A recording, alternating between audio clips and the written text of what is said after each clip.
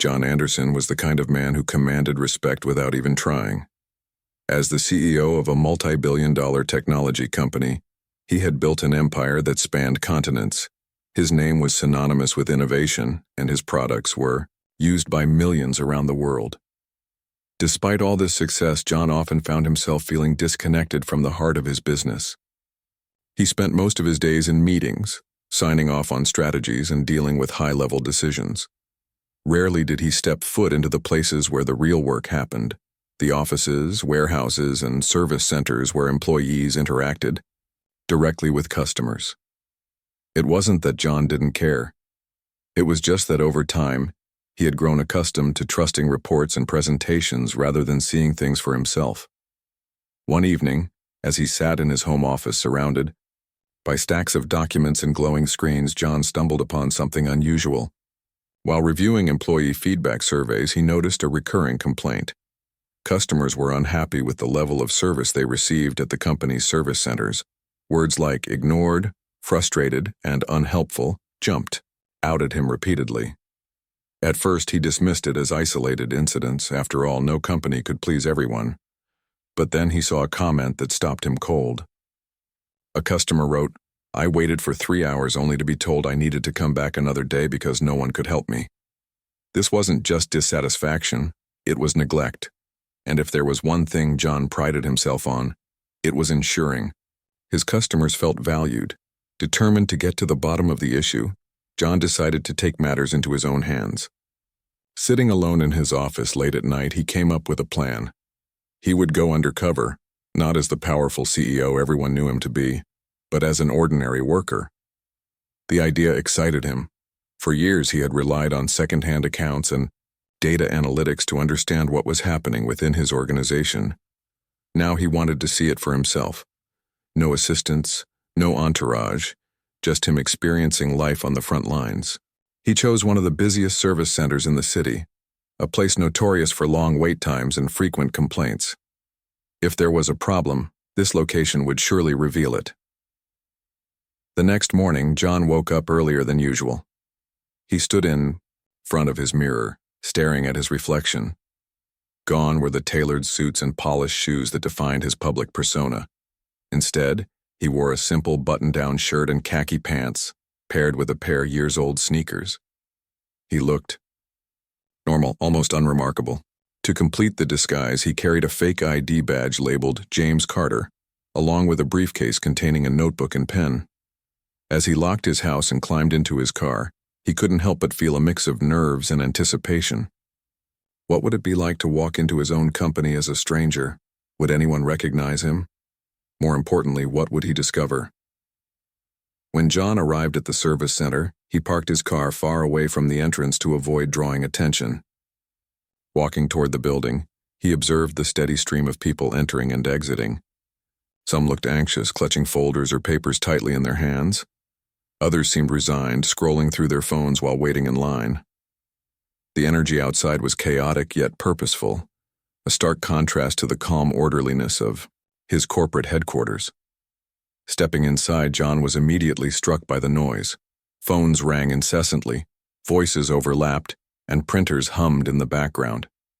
Employees moved briskly between desks, their faces focused but tired. It was clear that this was a place under pressure. A middle-aged woman approached him, introducing herself as Linda, the branch manager. She gave him a quick once-over before shaking his hand firmly. "You must be James," she said, glancing at his badge. "Welcome aboard. We're short-staffed today, so we'll need you to pitch in wherever necessary." John nodded, feigning confidence. Linda handed him a clipboard with instructions and directed him to the waiting area, explaining that he'd be assisting customers and observing how things flowed. It sounded simple enough, but John knew better.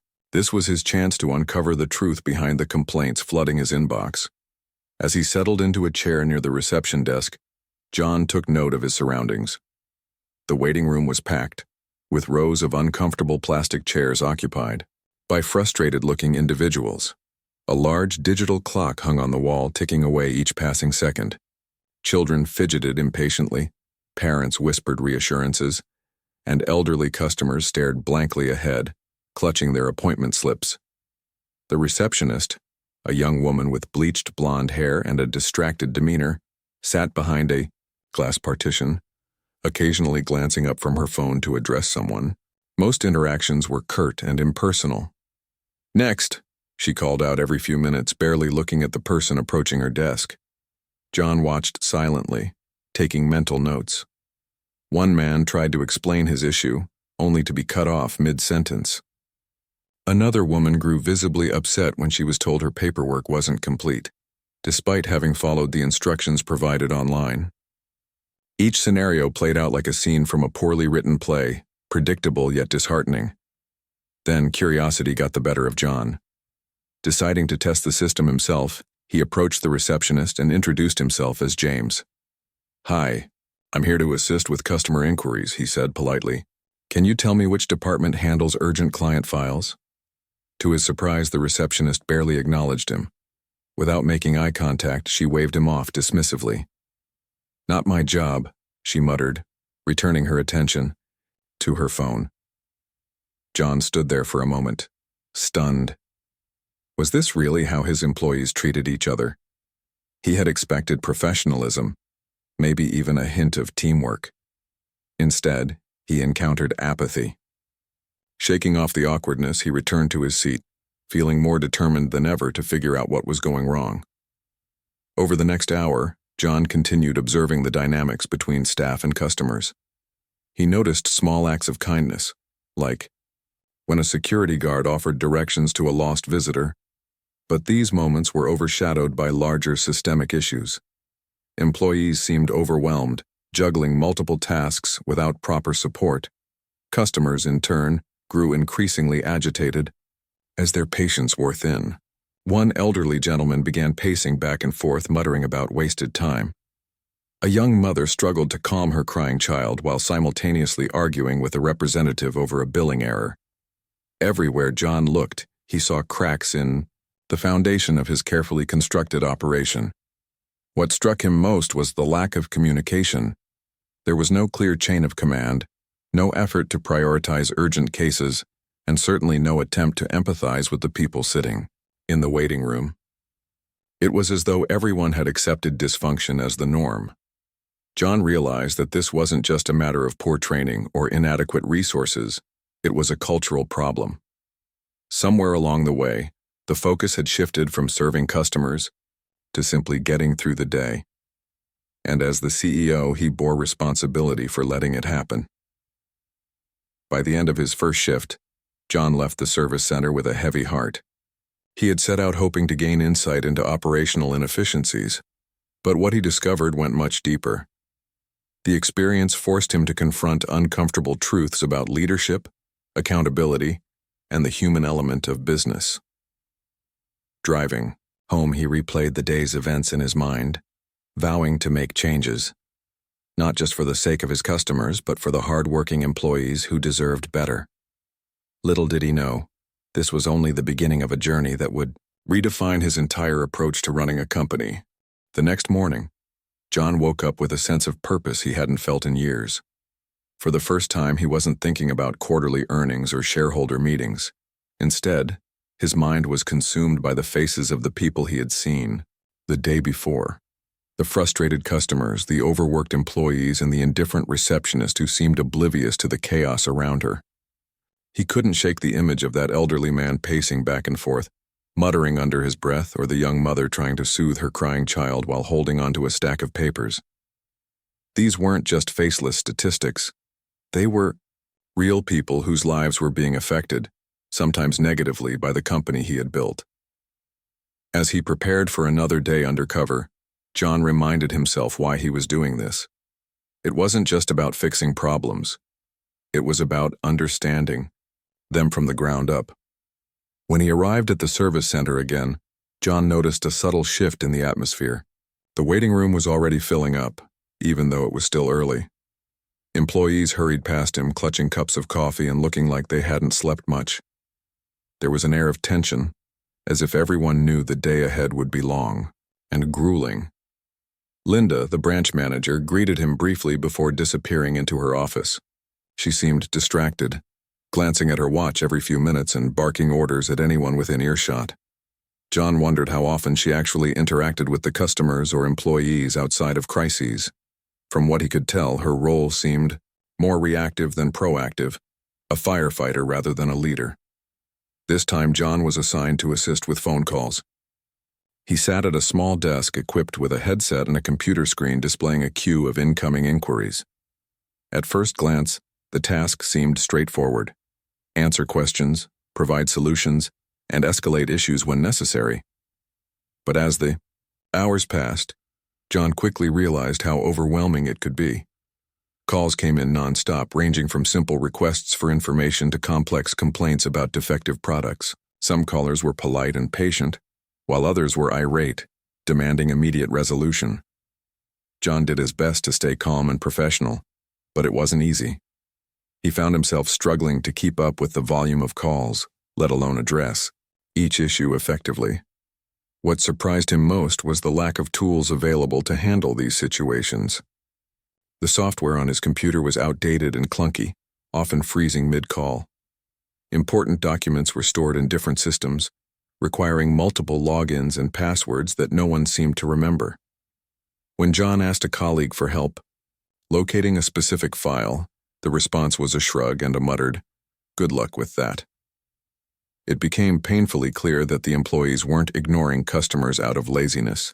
They were simply ill-equipped to do their jobs properly. Every obstacle they faced only added to their frustration, which inevitably spilled over into their interactions with clients. As the day wore on, John began to notice patterns in the types of complaints he received. Many customers were upset about delays in processing refunds or replacements. Others complained about unhelpful representatives who either transferred them endlessly or gave conflicting advice. One caller stood out in particular, a woman named Sarah who had purchased an expensive piece of equipment from the company, only to find it malfunctioning shortly after installation. She explained that she had been calling for weeks, speaking to multiple agents, yet nothing had been resolved. Her voice trembled with emotion as she described the financial strain this was causing her family. John listened intently, feeling a pang of guilt. This wasn't just a customer service issue. It was a betrayal of trust. His company had failed her, and now she was paying the price. After hanging up with Sarah, John decided to dig deeper. During a brief lull in calls, he approached one of the senior representatives, a man named Greg, and asked about the refund process. Greg sighed heavily before launching into an explanation. Apparently, there were layers of approval required for any significant reimbursement, involving several departments that rarely communicated with each other. Even when everything went smoothly, which was rare, it took weeks to finalize. If there was a hiccup along the way, the entire process ground to a halt. "It's a nightmare," Greg admitted, shaking his head. "We're stuck between angry customers and rigid policies. There's not much we can do." John nodded thoughtfully, absorbing the information. He wanted to ask more questions, but the phone rang again, pulling him back into the relentless stream of inquiries. By lunchtime, he was exhausted, not just physically but emotionally. Listening to people's frustrations hour after hour was draining, especially when he knew he couldn't offer immediate solutions. Still, he refused to give up. Every call taught him something new, whether it was identifying bottlenecks in the system or recognizing areas where employees needed better training. Slowly but surely, a clearer picture of the problem was emerging. During his break, John stepped outside for some fresh air. Leaning against the building, he watched as delivery trucks pulled in and out of the loading dock nearby. Workers unloaded boxes filled with products destined for customers across the country. Despite the challenges inside the service center, there was no denying the scale of what they accomplished daily. Thousands of items moved through this facility, each one representing a promise made to a customer. Yet somewhere along the line, that promise was breaking down. Whether it was due to miscommunication, inefficiency, or sheer indifference, the result was the same: disappointed customers and demoralized employees. Back inside, John resumed his duties, determined to make the most of his remaining time undercover. He continued taking calls, observing interactions, and jotting down notes whenever possible. One particularly memorable conversation involved a teenager attempting to troubleshoot a technical issue with a device he had bought for school. The boy sounded nervous, unsure of how to describe the problem. Instead of dismissing him or transferring the call, John walked him through the steps patiently, offering encouragement along the way.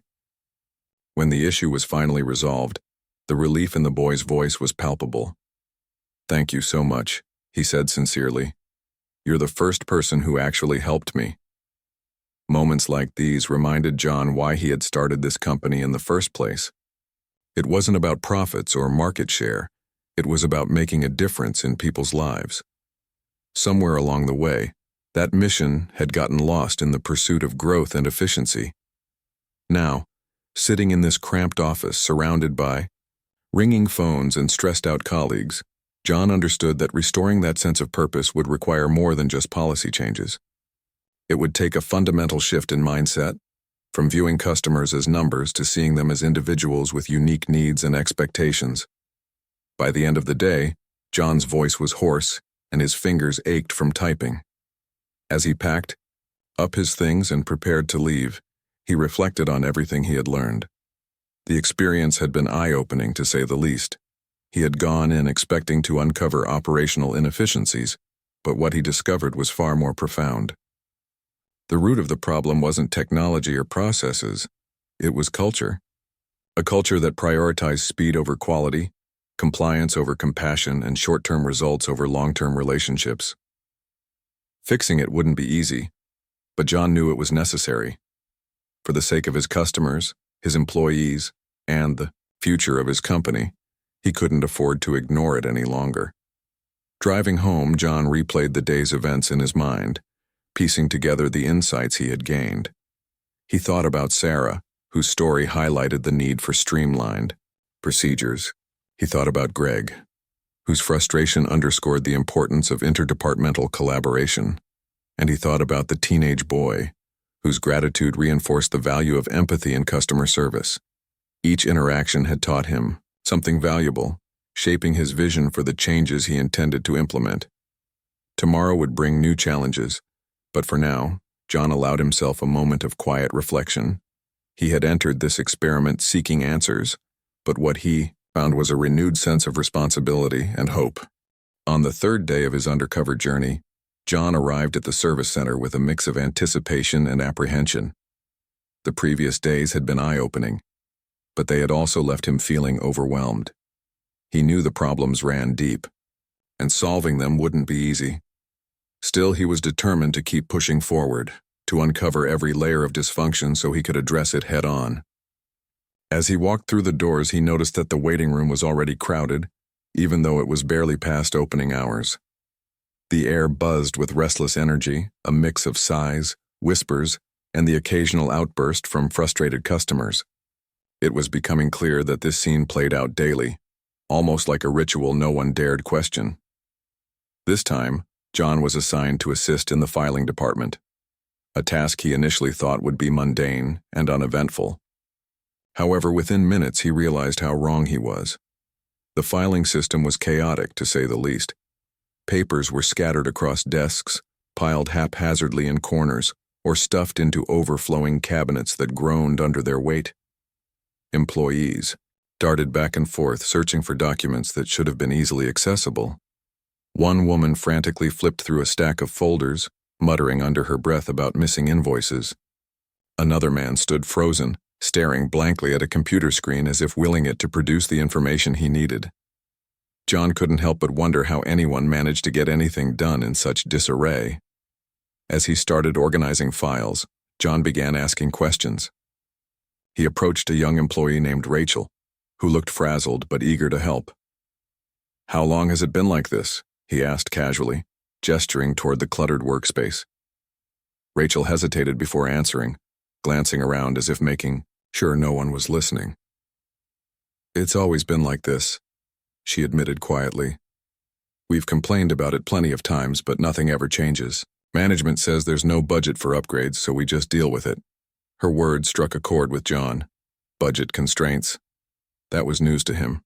He had approved millions of dollars in funding for operational improvements just last quarter. Where was all that money going? Determined to find answers, John decided to dig deeper. Over the next few hours, he spoke with several employees, each sharing similar frustrations. Some mentioned outdated equipment that constantly broke down, forcing them to waste time on repairs instead of serving customers. Others talked about insufficient staffing levels, leaving them stretched thin and unable to keep up with demand. There was a recurring theme in their stories, promises made by higher-ups that never materialized into action. John listened intently, nodding sympathetically while mentally cataloging everything he heard. These weren't isolated complaints. They were systemic failures that had festered over time. Midway through the morning, a sudden commotion drew John's attention. A customer in the waiting room had grown visibly agitated after being told for the third time that his case couldn't be resolved without additional documentation he didn't have. His voice rose above the din, demanding to speak to a manager. Linda, the branch manager, emerged from her office looking flustered. She tried to calm the man down, offering vague assurances that someone would follow up with him soon. But her efforts only seemed to make things worse. The customer stormed out, slamming the door behind him. John watched silently, noting the defeated expressions on the faces of both the staff and other customers. This wasn't just an isolated incident. It was emblematic of a larger issue. Later that afternoon, John found himself sitting beside Maria, the same junior associate he had met briefly during his first day undercover. Unlike many of her colleagues, Maria radiated positivity despite the challenges surrounding her. She greeted every customer with a warm smile, offered water bottles to those who had been waiting too long, and patiently explained procedures to confused visitors. Intrigued by her demeanor, John struck up a conversation during a rare lull in activity. "You seem really passionate about your job," he said, leaning closer so others wouldn't overhear. "What keeps you motivated?" Maria smiled softly, her eyes reflecting a mix of pride and weariness. "I believe in treating people the way I'd want to be treated," she replied simply. "A lot of these customers are here because they're having a tough time, whether it's a broken product or a billing error, and my job is to make their day a little better, even if I can't fix everything right away." Her words resonated deeply with John. Here was someone who understood the human side of business, someone who saw beyond numbers and policies to focus on genuine connection. Yet as Maria continued speaking, her tone grew somber. "But it's hard sometimes," she admitted. "When you care so much and still see things falling apart around you, it makes you wonder if it's worth it." John felt a lump form in his throat. He wanted to tell Maria that her efforts mattered, that she was making a difference even if she couldn't see it. But he couldn't, not without blowing his cover. Instead, he nodded empathetically, promising himself that he would find a way to recognize her contributions once he returned to his role as CEO. For now, he settled for listening, absorbing her perspective as another piece of the puzzle. As the day wore on, John continued observing the interactions between staff and customers. He noticed small acts of kindness that often went unnoticed. A receptionist quietly guiding an elderly woman to a seat, a technician staying late to ensure a repair was completed, a supervisor bringing coffee for the team during a particularly hectic hour. These moments reminded him that not everyone had given up. There were still people fighting against the tide, determined to uphold the values the company claimed to stand for. But these efforts were overshadowed by larger issues: mismanagement, lack of resources, and a culture that rewarded efficiency over empathy. By late afternoon, John's mind was racing with ideas. He scribbled notes furiously in his notebook, jotting down potential solutions for everything from improving the filing system to enhancing communication between departments. He envisioned training programs focused on customer service skills, incentives for employees who went above and beyond, and regular feedback sessions to ensure everyone felt heard. But he also knew that implementing these changes wouldn't be enough. Real transformation required addressing the root cause: leadership. If managers like Linda were too busy putting out fires to lead effectively, then the entire structure needed rethinking. Accountability had to start at the top. As he prepared to leave for the day, John lingered near the exit, watching the final wave of customers depart. Some looked satisfied, clutching resolutions in hand, while others trudged out with slumped shoulders, their problems unresolved. It was a stark reminder of the impact his decisions or indecisions had on real people's lives. Driving home, he replayed the day's events in his mind, piecing together the insights he had gained. Every conversation, every observation, reinforced the urgency of his mission. He wasn't just fixing a broken system, he was rebuilding trust. One interaction, one policy, one person at a time. That night, as John sat in his study reviewing his notes, he allowed himself a moment of reflection. The experience had been humbling, forcing him to confront uncomfortable truths about his leadership style and the culture he had inadvertently created. But it had also been inspiring, reminding him of the power of empathy and the importance of staying connected to the heart of his business. Tomorrow would bring new challenges, new lessons, but for now, John felt a renewed sense of purpose. He had entered this experiment seeking answers, but what he found was something far greater. A roadmap for meaningful change, and he was ready to act on it. On the fourth day of his undercover journey, John arrived at the service center with a growing sense of urgency. The previous days had revealed a mountain of issues, chaotic filing systems, outdated technology, and employees stretched thin. But what weighed on him most was the pervasive lack of morale. He had seen glimpses of hope in individuals like Maria, who worked tirelessly to make things better despite the odds. But those moments were overshadowed by frustration and apathy. It wasn't just about fixing processes anymore.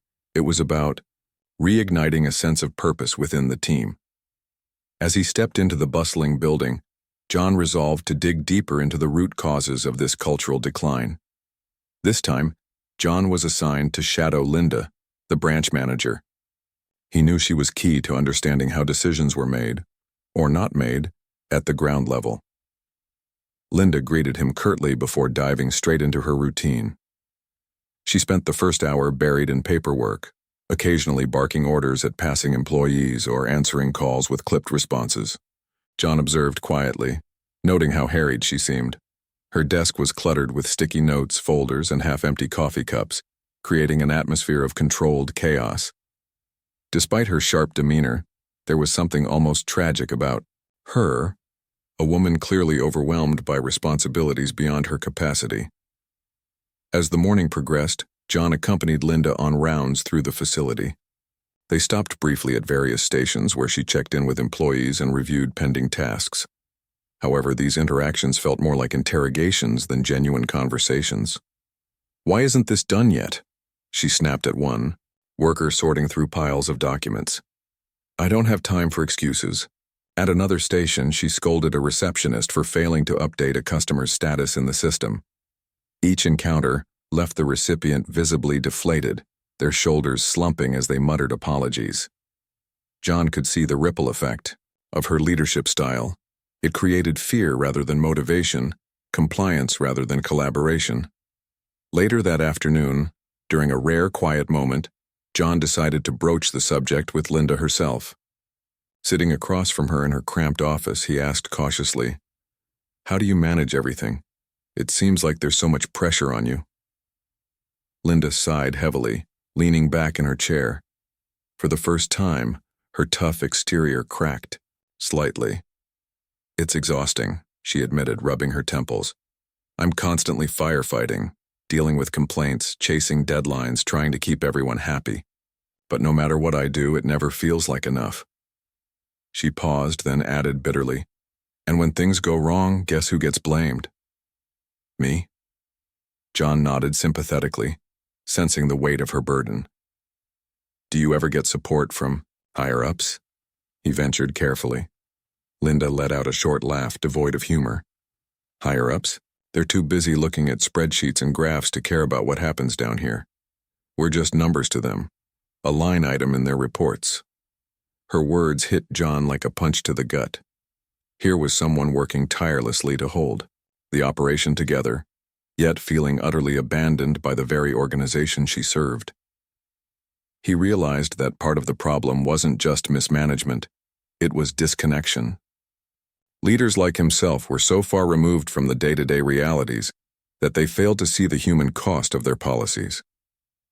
Determined to understand the broader context, John sought out other managers throughout the day.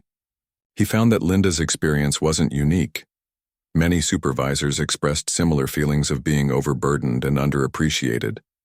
One manager confided that he hadn't received any formal training when promoted to his role, leaving him ill-equipped to handle the complexities of his position. Another complained about inconsistent communication from corporate headquarters, which often led to conflicting directives that left employees confused and frustrated. These revelations painted a troubling picture, a leadership vacuum that trickled down to every level of the organization.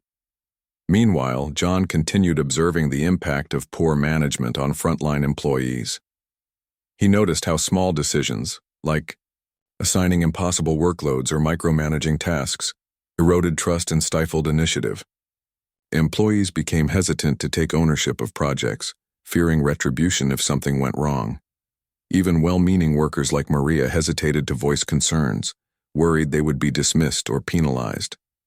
The result was a culture of silence, where problems festered unchecked until they exploded into full-blown crises. By mid-afternoon, John joined a group of employees gathered in the break room for lunch. The conversation started casually enough with jokes about the latest office mishap or gossip about new hires. But as the meal wore on, the tone shifted. Someone brought up the recent announcement of budget cuts, sparking heated debate. "They keep cutting corners without realizing how it affects us," one man grumbled. "We can barely function as it is." Another chimed in. "And for what? So they can report bigger profits to shareholders?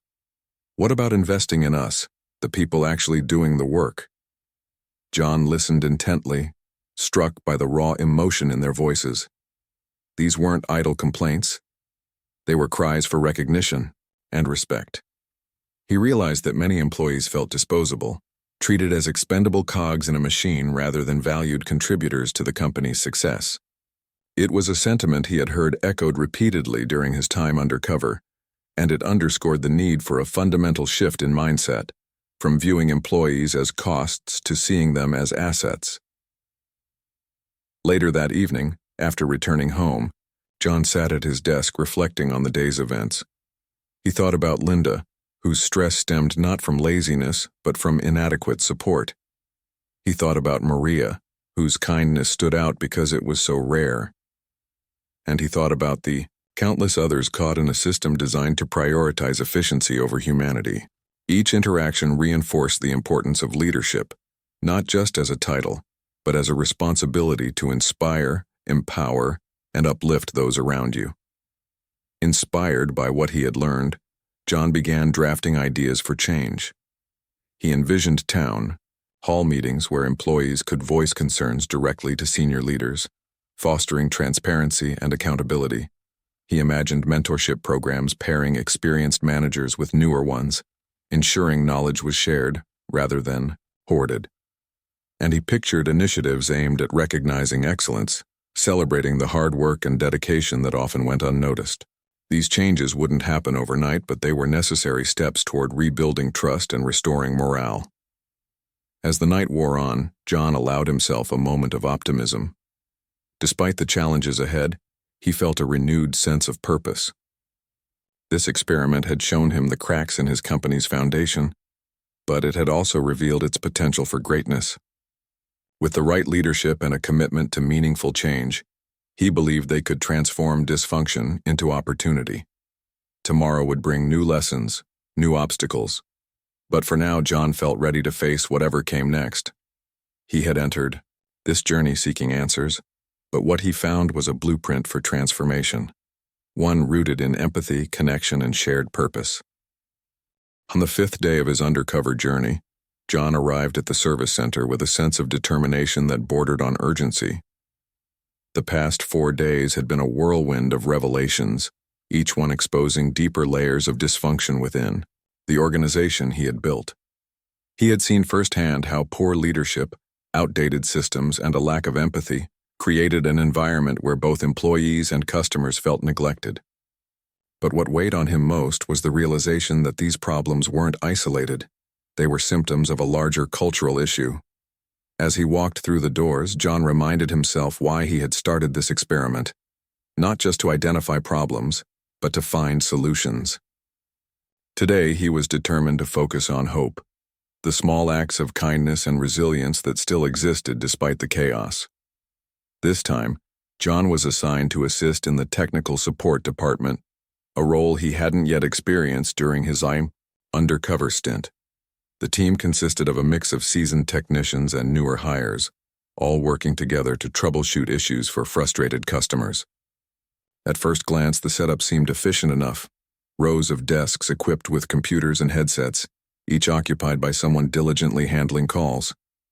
But as John settled into his seat and began shadowing one of the senior techs, he quickly realized the reality was far more complicated. Calls ranged from simple inquiries about product features to complex complaints about malfunctioning devices, and the pressure to resolve them quickly often led to shortcuts or incomplete solutions. One particular call stood out to John. A customer, named Mark, explained that he had purchased an expensive piece of equipment only to discover it didn't work properly. He had already spent hours on the phone with multiple representatives, each offering different advice that ultimately failed to fix the problem. By the time the call reached John's desk, Mark sounded exhausted and defeated. "I just want this resolved," he said, his voice trembling with frustration. "I've wasted so much time and energy on this." John took a deep breath, reminding himself to stay calm and patient. He listened carefully as Mark described the issue, asking clarifying questions and jotting down notes. Then, instead of rushing, through the troubleshooting process, he walked Mark through each step slowly and methodically, explaining what he was doing along the way. When they finally identified the root cause, a software glitch, he guided Mark through updating the system, ensuring everything worked correctly before ending the call. "Thank you," Mark said sincerely. "You're the first person who actually helped me."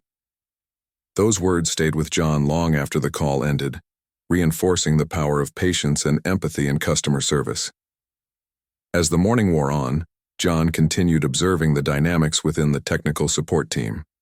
He noticed that while some members thrived under pressure, others struggled to keep up. One technician, a young man named Kevin, seemed particularly overwhelmed. His calls frequently ran over the allotted time, and he often needed assistance from colleagues to resolve issues. When John asked if he was okay, Kevin sighed heavily. "I'm trying my best," he admitted, running a hand through his hair.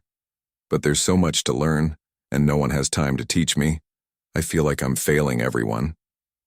John nodded, sympathetically, recognizing the familiar refrain of neglect and disconnection. Kevin's struggles weren't unique. They reflected a broader issue within the company's training and development programs, or lack thereof.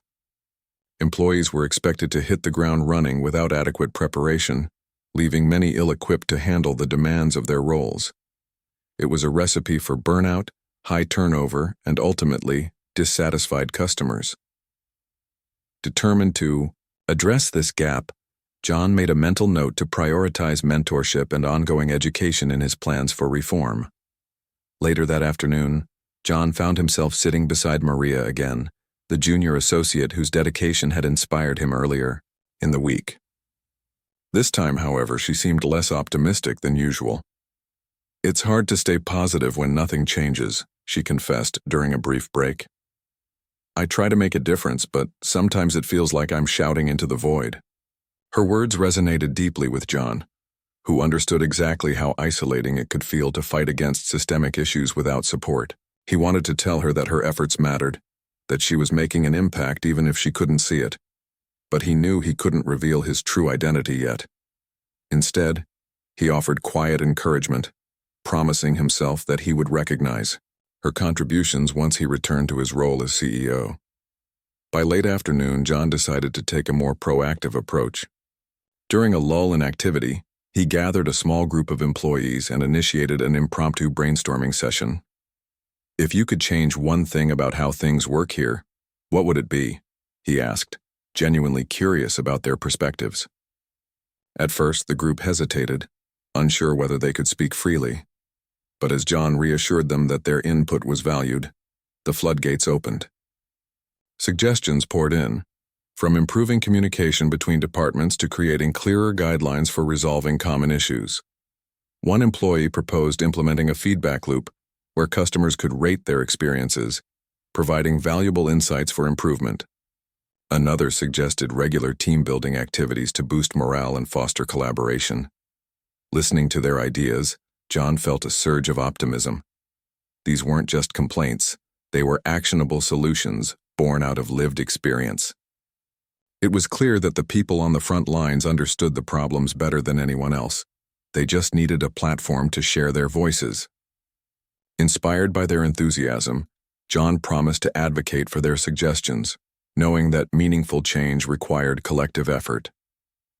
As the day drew to a close, John lingered near the exit, watching the final wave of customers leave. Some looked relieved, clutching resolutions in hand while others trudged out with slumped shoulders, their problems unresolved. It was a stark reminder of the impact his decisions, or indecisions, had on real people's lives. Driving home, he replayed the day's events in his mind, piecing together the insights he had gained. Every conversation, every observation reinforced the urgency of his mission. He wasn't just fixing a broken system, he was rebuilding trust, one interaction, one policy, one person at a time. That night, as John sat in his study reviewing his notes, he allowed himself a moment of reflection. The experience had been humbling, forcing him to confront uncomfortable truths about his leadership style and the culture he had inadvertently created. But it had also been inspiring, reminding him of the power of empathy and the importance of staying connected to the heart of his business. Tomorrow would bring new challenges, new lessons, but for now, John felt a renewed sense of purpose. He had entered this experiment seeking answers, but what he found was something far greater, a roadmap for meaningful change, and he was ready to act on it. The next morning, John woke up early, his mind buzzing with ideas. He drafted a detailed plan outlining the changes he intended to implement, from streamlining processes to empowering employees through mentorship and recognition programs. He envisioned town hall meetings where leaders listened openly to feedback, fostering transparency and accountability. He imagined training sessions focused not just on technical skills but on emotional intelligence, teaching employees how to connect with customers on a human level. Most importantly, he committed to leading by example, demonstrating the values he wanted to instill throughout the organization. As he prepared to return to the service center for the final day of his undercover journey, John felt a mix of excitement and trepidation. He knew the road ahead wouldn't be easy. It would require courage, persistence, and humility. But he also knew it was necessary. For the sake of his customers, his employees, and the future of his company, he couldn't afford to ignore the lessons he had learned. With a deep breath, he stepped out of his house ready to face whatever came next. On the sixth and final day of his undercover journey, John arrived at the service center with a mix of emotions swirling inside him. The past 5 days had been transformative, revealing both the cracks in his company's foundation and the untapped potential for meaningful change. He had seen frustration, apathy, and exhaustion, but he had also witnessed resilience, kindness, and hope. Today he was determined to tie everything together, to use what he had learned to lay the groundwork for a brighter future. As he walked through the doors, he felt a sense of purpose stronger than ever before. This time, John decided to spend the entire day observing, rather than actively participating. He wanted to take a step back and see the bigger picture, to understand how all the pieces fit, or didn't fit together. He started by sitting in the waiting room again, watching as customers checked in and waited anxiously for their turn. Some flipped through magazines or scrolled on their phones while others paced back and forth, glancing at the clock every few minutes. The receptionist, still glued to her phone, barely acknowledged them unless they approached the desk directly. It was a stark reminder of the indifference that had become normalized within the organization. John noticed one elderly man in particular who caught his attention. The man sat quietly in the corner, clutching a folder tightly in his hands. His face was lined with worry, and he occasionally muttered to himself under his breath. After nearly 2 hours of waiting, he finally approached the receptionist only to be told brusquely that his appointment had been rescheduled due to staffing shortages. The man looked devastated, shaking his head as if unable to comprehend why this kept happening to him. John felt a pang of guilt deep in his chest. This wasn't just an operational failure, it was a human failure. His company had let this man down, and countless others like him. Later that morning, John followed Linda, the branch manager, as she navigated her daily responsibilities. She seemed even more stressed than usual, snapping at employees and rushing from one crisis to another without taking a moment to breathe. At one point, she stopped abruptly in front of a group of technicians and demanded to know why a critical repair hadn't been completed yet. One of the technicians hesitated before explaining that they were waiting for parts that hadn't arrived on time. Linda rolled her eyes and muttered something about incompetence before storming off. John watched silently, noting how deflated the team looked after the exchange. Fear-based leadership wasn't motivating anyone. It was paralyzing them. Determined to understand the root cause of these recurring issues, John sought out Maria once again. Over the past few days, she had become a source of inspiration for him, someone who represented the best of what his company could be. Sitting beside her during a brief break, he asked gently, "Do you think things will ever get better here?" Maria sighed deeply, her usual optimism dimmed but not extinguished. "I want to believe they will," she replied softly. "But sometimes it feels like no one cares enough to make it happen." Her words struck a chord with John. Here was someone fighting tirelessly to uphold the company's values, yet feeling invisible in the process. He vowed silently to ensure that people like Maria would never feel overlooked again. As the afternoon wore on, John took a moment to reflect on everything he had witnessed over the past week. The chaos in the waiting room, the overwhelmed employees, the frustrated customers, it all pointed to a single truth. The company had lost sight of its mission. Somewhere along the way, profit margins and efficiency metrics had overshadowed the human element of business. Customers weren't just numbers on a spreadsheet, they were individuals with unique needs and expectations. Employees weren't just cogs in a machine. They were people with dreams, talents, and aspirations. And leadership wasn't just about making decisions, it was about inspiring trust and fostering connection. With this realization weighing heavily on his mind, John decided to take action. On his last day undercover, he gathered a small group of employees during their lunch break and shared some of his observations. Without revealing his true identity, he thanked them for their hard work and dedication, acknowledging the challenges they faced daily. Then he encouraged them to keep speaking up, promising that their voices mattered and would be heard. "Change starts with us," he said earnestly. "Together we can create a workplace where everyone feels valued and supported." The room fell silent for a moment, before erupting into quiet murmurs of agreement. For the first time in days, John saw glimmers of hope in their eyes. After wrapping up his shift, John returned home feeling drained but fulfilled. Sitting in his study, he began drafting a comprehensive plan to address the issues he had uncovered. First, he outlined steps to streamline processes, from upgrading outdated technology to implementing clear guidelines for resolving customer complaints. Next, he proposed initiatives to empower employees, including mentorship programs, regular feedback sessions, and recognition awards for exceptional performance. He envisioned town hall meetings where leaders listened openly to concerns, fostering transparency and accountability. Most importantly, he emphasized the need for empathy, from top executives to frontline staff, as the cornerstone of every interaction. The next morning, John returned to his corporate office, shedding his disguise and reclaiming his role as CEO. But he wasn't the same man who had left 6 days ago. The experience had humbled him, forcing him to confront uncomfortable truths about his leadership style and the culture he had inadvertently created. Now, armed with newfound insight and determination, he called an emergency meeting with his executive team. Standing before them, he recounted his undercover journey, sharing stories of the struggles he had witnessed and the lessons he had learned. "We've forgotten our purpose," he declared passionately. "It's time to put people first, our customers, our employees, and ourselves." Over the following weeks, John implemented the changes he had outlined, starting with a company-wide announcement that transparency and empathy would guide every decision moving forward. He personally thanked Maria for her unwavering dedication, promoting her to a leadership role where she could inspire others.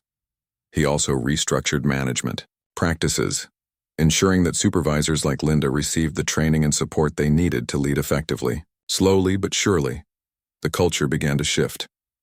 Employees felt more empowered, customers reported higher satisfaction levels, and the service centers became places of collaboration rather than chaos. Looking back on his undercover journey months later, John realized how much he had grown, not just as a leader but as a person. What had started as an experiment to uncover inefficiencies had turned into a profound lesson in humanity. He understood now that success wasn't measured by profits alone. It was measured by the impact you had on the lives of others. By reconnecting with the heart of his business, he had rediscovered the passion that had driven him to start the company in the first place. And though the road ahead would still have its challenges, John faced them with confidence, knowing that he was building something truly meaningful, a company rooted in purpose, connection, and shared success.